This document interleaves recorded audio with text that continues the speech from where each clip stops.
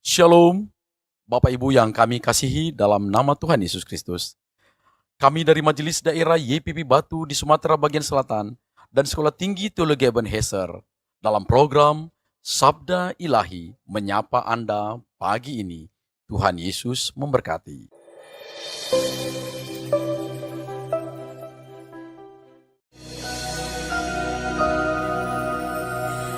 Mungkin kau pernah merasakan saat kau kehilangan hampa, tiada harapan. Hanya Yesus sumber kekuatan.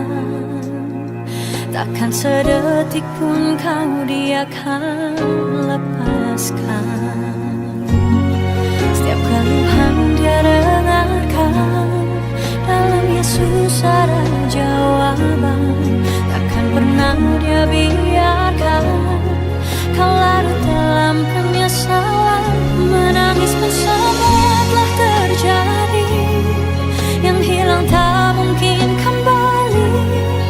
Hanya Tuhan yang tahu semua niat dalam hati. Harap percaya hanya padanya, tetapkan hati hanya padanya. Bersama Yesus selalu ada sukacita. Dia hapus air mata yang terluka.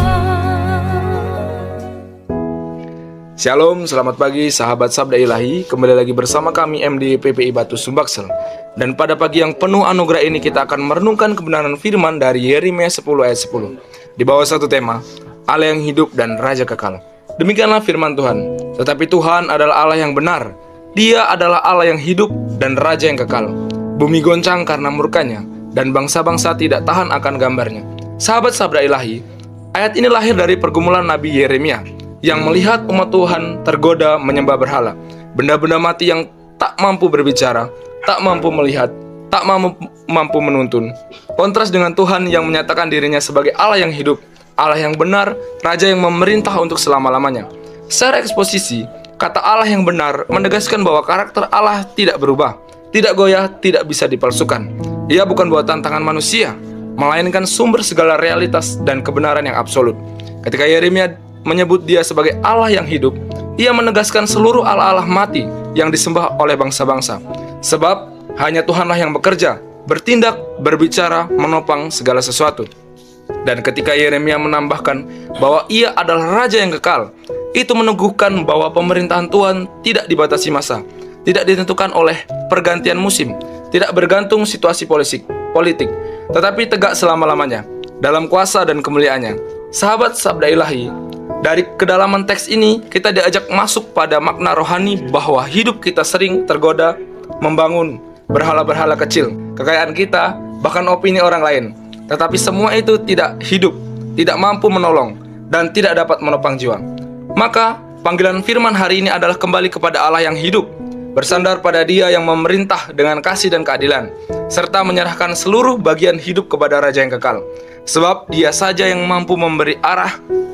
Aplikasinya, mari kita memilih untuk hidup dalam ketaatan kepada firman-Nya, membiarkan suaranya, menuntun langkah, serta menjadikan Allah sebagai pusat penyembahan dan sumber kekuatan kita setiap hari. Sahabat Sabda Ilahi, hari ini kita diajak untuk kita kembali kepada Allah yang benar. Saya rindu untuk kita semua berdoa.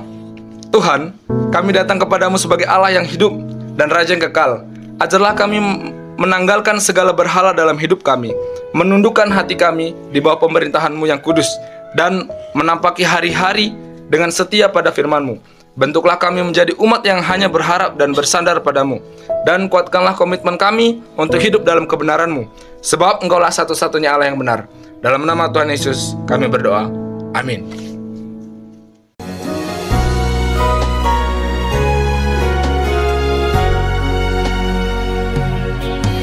Mungkin kau pun pernah mengalami jalani hidup sendiri yang tak pasti.